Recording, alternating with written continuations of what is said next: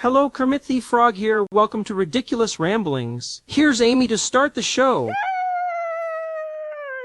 Welcome back to Riddickulous Ramblings, loves. I'm your host, Amy. Today is America's birthday. Happy birthday to you. I'm sorry it's like a zoo. We're not going to get political. But today is Friday. And that's even better, except I have to work tomorrow. That's a wah, wah, wah. Had I heard correctly, I could have not taken my Tuesday day off and chose Saturday. And then I could have had a 3-day weekend. So sad about that, but it's okay. We're here. We're doing this. Before we get started with the show, a couple of things. One, I'm sorry for the Houdini disappearing act. Just a lot of stuff going on right now. And for that, I do apologize that I kind of left you guys in the dust. It was not cool, man. Not cool. But moving forward, I will stay in communication with you guys and let you know what's up with my life. With that being said, I did not go to Florida for the competition. Some things happened, wasn't able to make it, but I am going to go in December now. So if you would like to contribute to this poor girl trying to make her dreams come true, I do still have a GoFundMe page available. Or you can just message me or throw quarters at me if you see me on the street, whatever. We are moving forward and there's bigger and better things on the horizon. And there's also changes on the horizon. Those changes are going to be to the show's schedule. My days off are going to change. So instead of having 2 episodes, we're just going to have 1. So instead of Mondays and Fridays, it's just going to be 1 new episode on Friday when I'm off and I can take more time to dedicate to the show. So that's kind of the only updates I'm talking about right now. Moving forward, onward and upward to infinity and beyond. That's my terrible Buzz Lightyear impersonation. Before I go any further, I feel like I've said that a couple of times. Is there an echo in here? Echo, echo, echo. I would like to give a shout out to 2 really cool dudes. Who are they? Well, I'm going to tell you. Eli and JoJo, thank you so much for always listening and always being so supportive. I love you guys so much from the bottom of my little bitty weirdo heart. Oh, gosh. So how's everybody doing? I hope everybody's doing great. Fantastic. That's what my hopes are for you guys every day, not just on new episode days. Every single day, I hope that you guys are doing fantastic.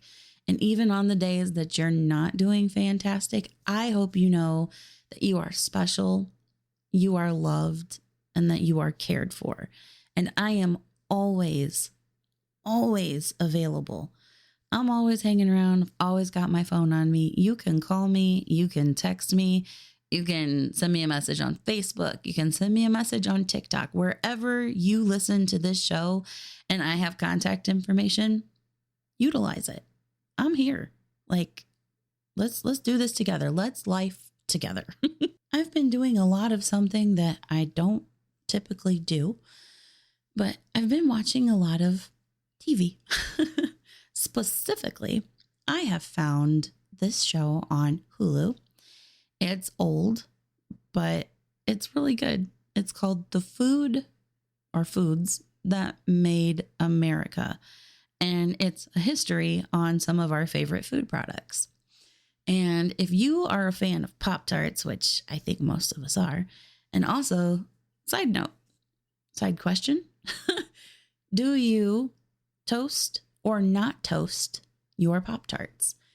One of the funniest things, and this is just, it cracks me up every time, and I think about it every time I have a Pop Tart. Most of the time, I don't toast my Pop Tarts. I just unwrap the wrapper, pop them in my mouth, and we're going. We're just doing it, And I was working at this one particular job, and I had walked in the finance manager's office, and I opened up my Pop Tarts and I started eating it. She goes, "Ew, you're eating your Pop Tarts raw?" And I'm like, What do you mean raw? They're cooked. It's not like I'm eating raw dough, which is actually kind of funny because one of the episodes that I had watched was talking about the history of the Pop Tart. And I guess technically she was not wrong because they are like par baked, like blind baked. So they're not baked all the way through. You put them in the toaster to finish baking them. So, okay, I'm sorry. You were right. I was eating them raw, but they're so delicious. So do you toast? Do you not toast? And also, do you eat them with the frosting or without the frosting? I am a fan of the frosted Pop Tart.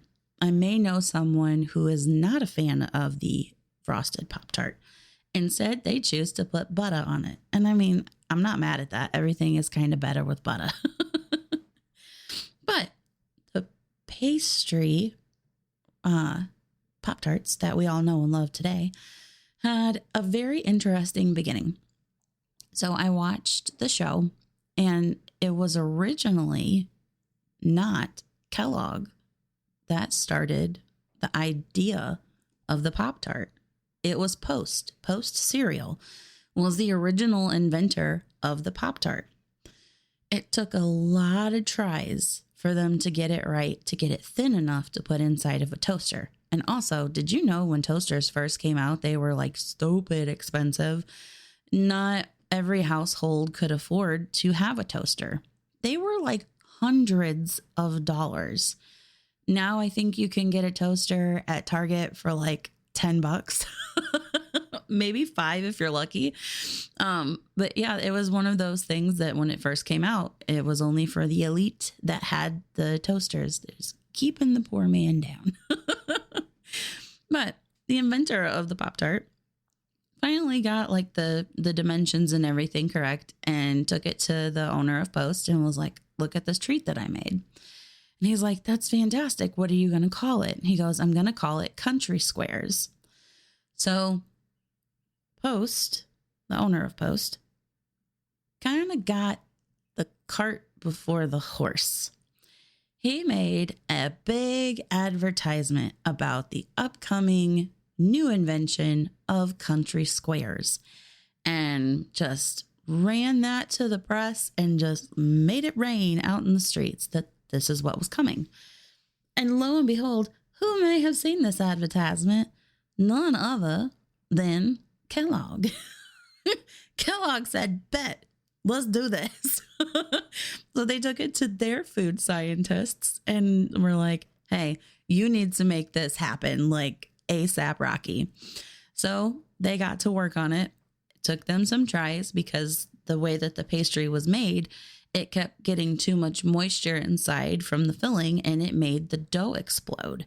So they're like, we got to figure this out. Like, how do we stop this, from happening so it stays intact and keeps its, structural integrity? It's weird. That's when the food scientist, took the pastry and did what you do with pie shells when you blind bake them. He poked little holes in them, put them in the toaster, pressed it down, and when it came back out, everything was still intact.